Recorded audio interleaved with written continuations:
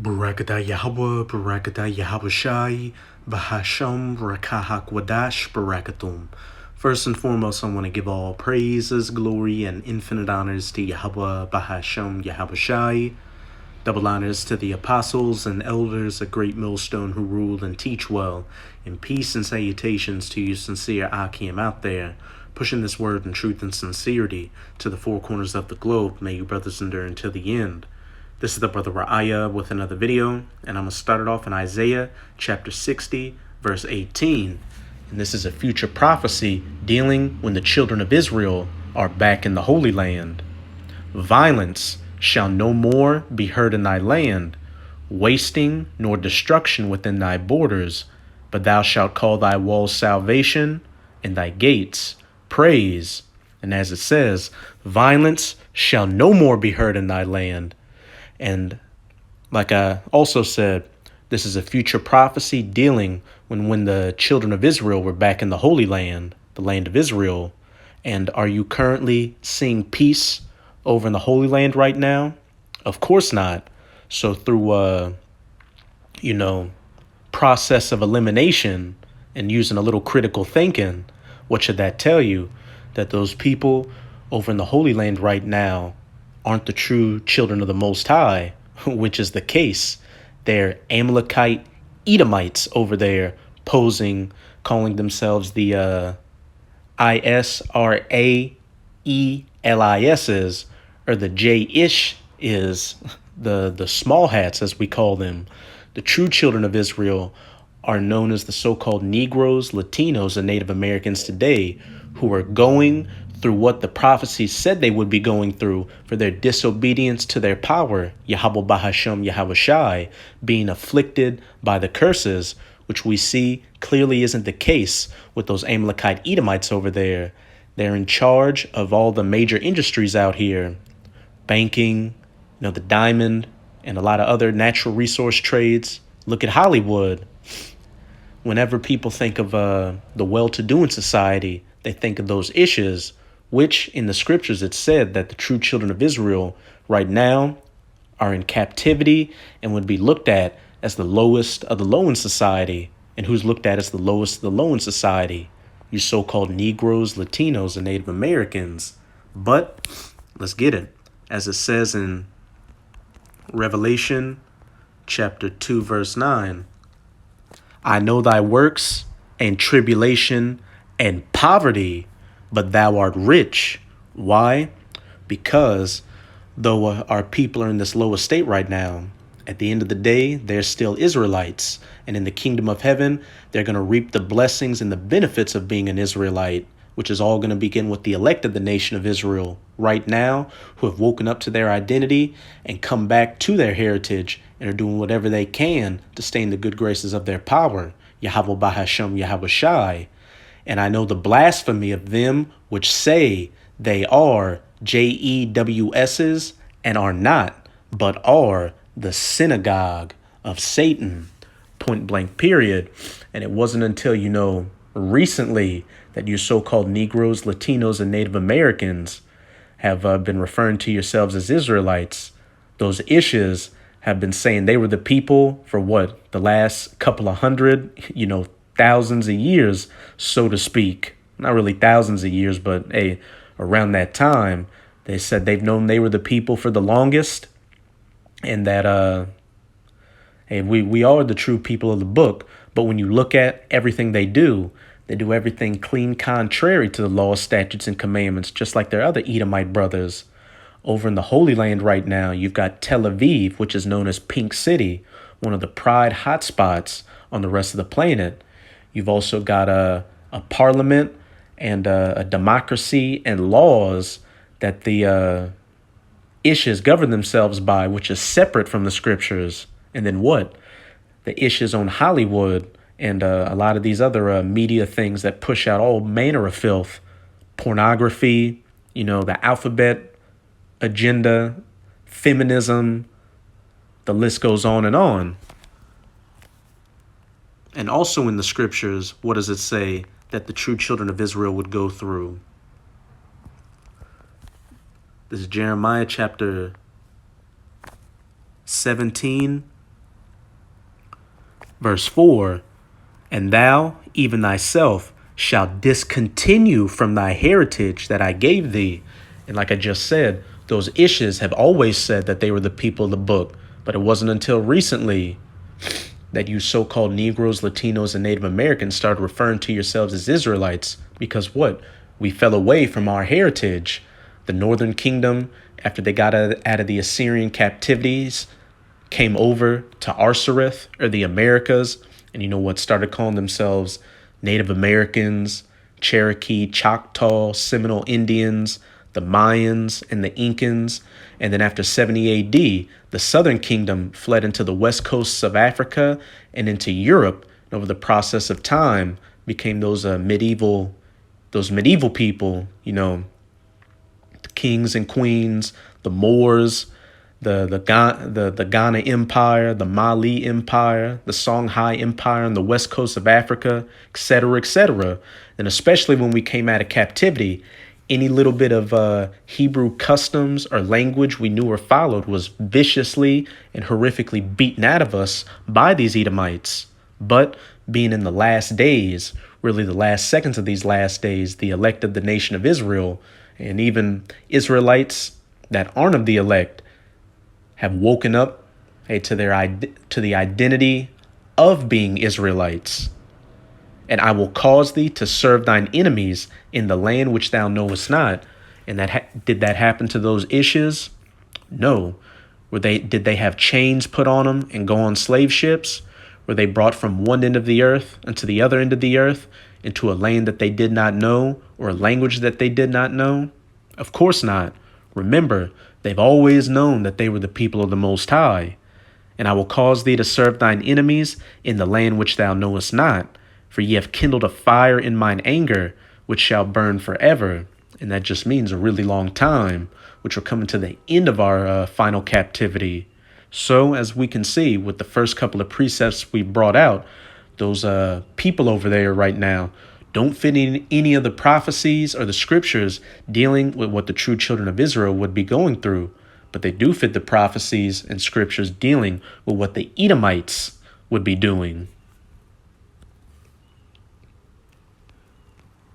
This is Ezekiel chapter 36, verse 5. Therefore, thus saith the Lord Yahweh, surely in the fire of my jealousy have I spoken against the residue of the heathen, and against all Idumea, which is just the Greek way of saying Edom, which have appointed my land into their possession. And how did those Ishes get the Holy Land?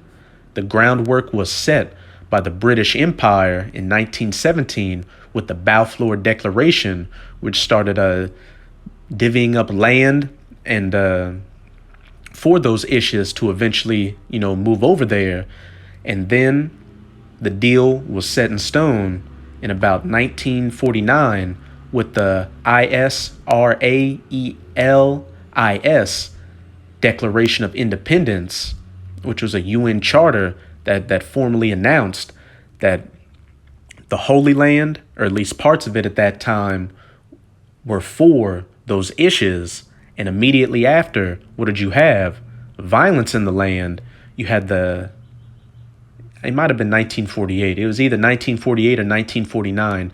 You had the Arab-Israeli War. Then in the 60s, you had the 6 Days War. And then just outside of that region, what have you had?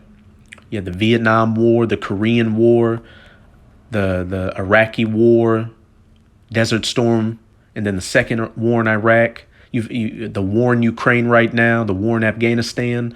The list goes on and on. But again, those Ishes over there don't fit the prophecies dealing with what the true children of Israel would be going through. But they do fit the prophecies of what the heathens would do. Still Israel's identity and still Israel's land.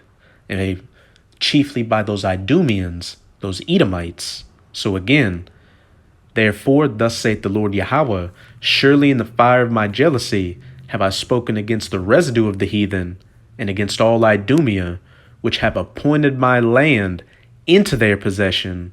The Balfour Declaration, and then later the Ish Declaration of Independence, with the joy of all their heart, with the spiteful minds that cast it out for a prey.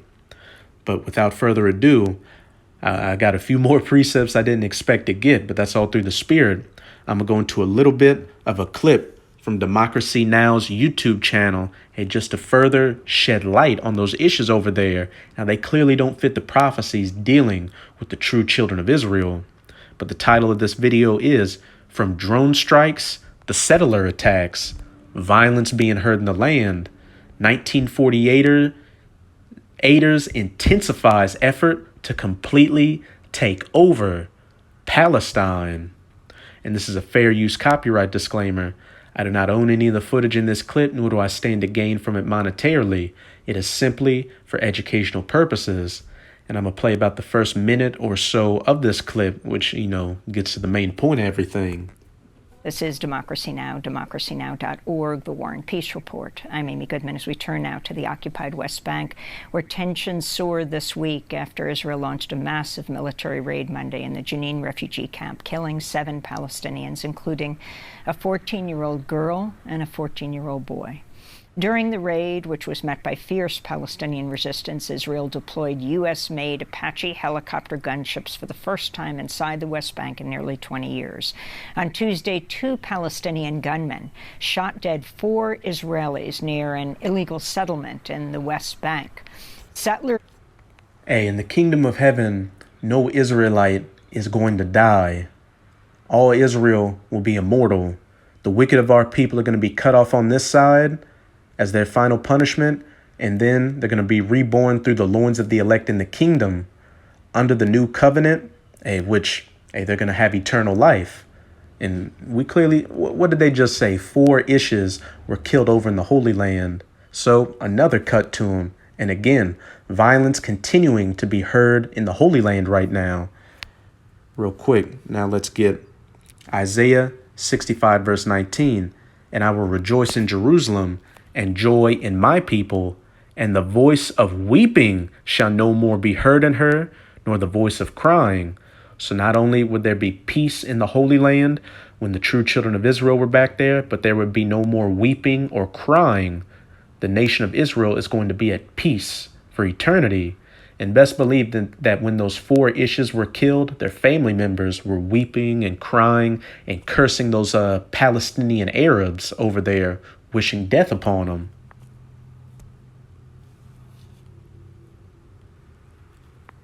Responded by attacking Palestinian villages, setting fire to homes and vehicles.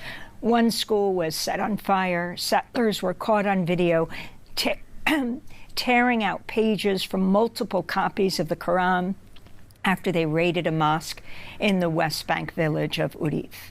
Meanwhile, on Wednesday, Israel carried out its first targeted assassination aerial strike in nearly 20 years. The drone strike killed 3 Palestinians, including a 15-year-old boy. This all comes as the Israeli Prime Minister Benjamin Netanyahu's far-right government has agreed to accelerate the process for approving new settlements in the West Bank, despite criticism from the United Nations, European Union, and the United States. We're joined now by the Palestinian... That's it with that clip. And another thing, when the true children of Israel are back in the land, the heathens aren't going to buck up to the children of Israel. There's going to be no disagreements with the ways of Israel. And people are actually going to come up to the nation of Israel to learn of the laws, statutes, and commandments. We're going to have complete control, sovereignty, and domination, which, again, we're clearly not seeing with those issues over there. People are constantly bucking up to those issues and how they treat the Palestinians over there. Human rights abuses, all that stuff. But now let's get some other future prophecies dealing with what the true children of Israel would be going through when they were back in the Holy Land. Was the header read? Peaceful latter days. No American-made Apache helicopters, targeted assassinations, all that shit. But in the last days it shall come to pass that the mountain of the house of Yahweh, and in the scriptures, mountains and hills can be symbolic for governments. So this is talking about the government of the kingdom of heaven, the ruling body, beginning with the 144,000 of the elect of the nation of Israel. that the mountain of the house of Yahweh shall be established in the top of the mountains, and it shall be exalted above the hills, and people shall flow unto it. And you're going to have these other heathens, back in their lands with a form of government, but they're not going to have their own laws, statutes, and commandments or anything like that. Their governments are going to follow after the ways of the Israelites, the ways of the laws, statutes, and commandments in the scriptures, the ways of Yahweh Bahashem Yahweh Shai. And as it said, people shall flow unto it. And while they won't be under the new covenant, and they're still going to go off and break the laws and get punished for it, and for the most part, when they see what a righteous rulership looks like, when they see no more chemtrails in the sky, clean air, clean water, no GMOs, and the family structure in order with the man at the head and the women and the children subservient to the man, they're really not going to want to buck up. They'll be living at peace. Verse 2, and many nations, many heathen nations shall come and say, come and let us go up to the mountain of Yahweh and to the house of the power of Jacob, and he will teach us of his ways, and we will walk in his paths. No bucking up. No United Nations or human rights watch groups coming against the children of Israel for how they're treating the heathens. And we clearly see that the majority of the planet isn't following after the ways of those issues, wearing the little hats, having the Shirley Temple curls, following after the Torah or that wicked Talmud that they read out of, or anything like that. And he will teach us of his ways, and we will walk in his paths. For the law shall go forth of Zion, and the word of Yahweh from Jerusalem, which we're clearly seeing is not the case. I gave a few examples earlier in the video. You've got Tel Aviv being Pink City. You've got atheists over there. You've got kosher pork, and you've got a parliament and government with laws that people, vote on and follow that's separate from the laws, statutes, and commandments in the scriptures. Verse 3, and he shall judge among many people and rebuke strong nations afar off. They shall beat their swords into plowshares and their spears into pruning hooks. Nation shall not lift up a sword against nation, neither shall they learn war anymore. And what do we just hear over in the Holy Land? Those Ishes have been using American-made Apache helicopters to fight against those Palestinian Arabs. And then what? 4 Ishes were killed by a Palestinian so-called insurgents.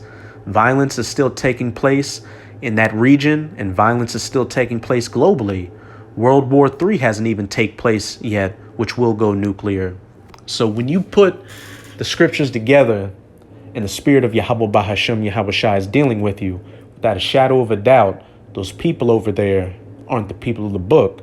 And the people that people say they could never be the people of the book, the lowest of the low in society, are the true children of Israel. And hey, coming into the times to where you Ishes and you other heathens are going to be judged, and you squatters are going to be kicked out of the Holy Land, and the true children of Israel are going to be back in the Holy Land, ruling in righteousness and truth for eternity. I'm going to close it out. In Joel chapter 3, I'm going to start at verse 1. And the header reads, the nations will be judged. And this is speaking of the battle in the Valley of Jehoshaphat, which is going to take place in that Middle Eastern region, where these heathens are going to be fighting each other. And Yahushai, the Son of the Most High, whom the world ignorantly refers to as so-called Jesus Christ, is going to make his second coming in the midst of that battle and war against you heathens and utterly wipe the floor with you. And the main target is going to be you Edomites, especially you Amalekite Edomites. And we can see everything right now is moving towards this battle in the Valley of Jehoshaphat. You've got Iran boasting in that new hypersonic missile, the Fatah they came out with, that they said can reach the Holy Land. And then just recently, the U.S. and the Ishes just had their first ever joint army drills known as Firm Hand, with an eye at targeting Iran and its proxy forces. It's only a matter of time before this battle in the Valley of Jehoshaphat kicks off, which is mainly going to happen after the mandatory implementation of the MOTB, the charagma in Revelation chapter 13, verses 16 to 18, which is that RFID/NFC, MICROCHIPIMPLANT. And we see that rollout and mandatory implementation is right around the corner with all this talk of a digital cashless society and CBDCs, central bank digital currencies, which that charagma is going to be the middleman between you and the central banks to use those CBDCs. But this is Joel chapter 3, verse 1.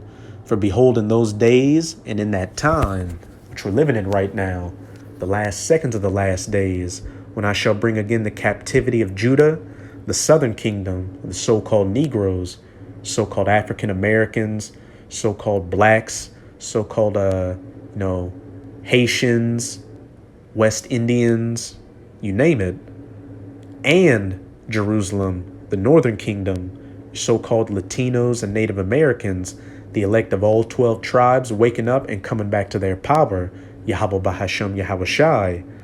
I will also gather all nations, heathen nations, you Edomites, the so-called white people, you Ishmaelites, the so-called Arabs, the Elamites, so-called East Indians, Hamites, the so-called Africans, etc., etc. United States of America, the 1948er state, Russia, China, we can't forget those Moabites, the so-called Chinese are going to be gathered into this battle. These NATO nations, Turkey, Saudi Arabia, etc., etc. I will also gather all nations and will bring them down into the valley of Jehoshaphat, which is a Yahweh Shaphat in the Hebrew, Yahweh's judgment, and will plead with them there for my people and for my heritage, Israel.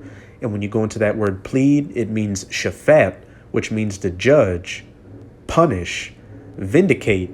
The Most High is gathering you heathens down there, especially you Edomites, you American Edomites, and you Amalekites, you 1948ers, to judge you for afflicting the apple of his eye, the children of Israel. And when you go to Psalms chapter 83, which deals with the table of heathen nations that confederated themselves against the nation of Israel to cut them off from their identity, Esau is number one on the list. And they also mention you Amalekite Edomites who funded the transatlantic slave trade.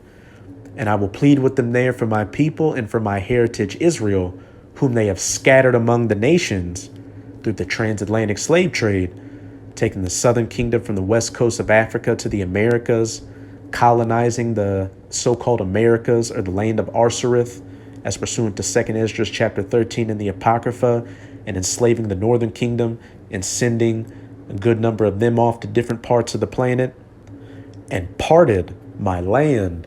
And we can see that land has been parted between you heathens. Remember, and against all Idumea, who have what? Which have appointed my land into their possession. You've got squatters living over there, those Amalekite Edomites or 1948ers, as well as those Palestinian Arabs who were Ishmaelites. And then you even got some Hamites over there, Cush, those Ethiopians. None of you squatters live over there, and best believe you're going to be evicted by nuclear missiles. And they have cast lots for my people, and have given a boy for an harlot, and sold a girl for wine, that they might drink. Hey, our people being sold into slavery. Elder Yashawamba of the Dallas camp just did a very edifying lesson recently, showing how a boy was given for a harlot, where they took one slave and put him on a breeding farm and made him sleep with hundreds of women a day to, build stronger slaves, those big, strong bucks. And our women were clearly sold for wine, musket guns, gold, all manners of goods and shit. It was called the Triangle Slave Trade because what? They took the southern kingdom from the west coast of Africa and brought them to the Americas, and what they were slaves and cultivated a lot of those cash crops, and then what they took those cash crops and brought them to Europe to sell. So you heathens, beginning with you Edomites, especially you Amalekite Edomites, got nothing but hell and misery and judgment coming your way. So that's it with this video. With this video, I hope you sincere Akim and Akwath were edified. Just keep strong. As we can clearly see, we're almost out of this final wicked captivity of the heathen nations, chiefly of the Edomites. And as always, I'm going to say Abad Babal, Kwam Yasharallah, and until next time, Shalom.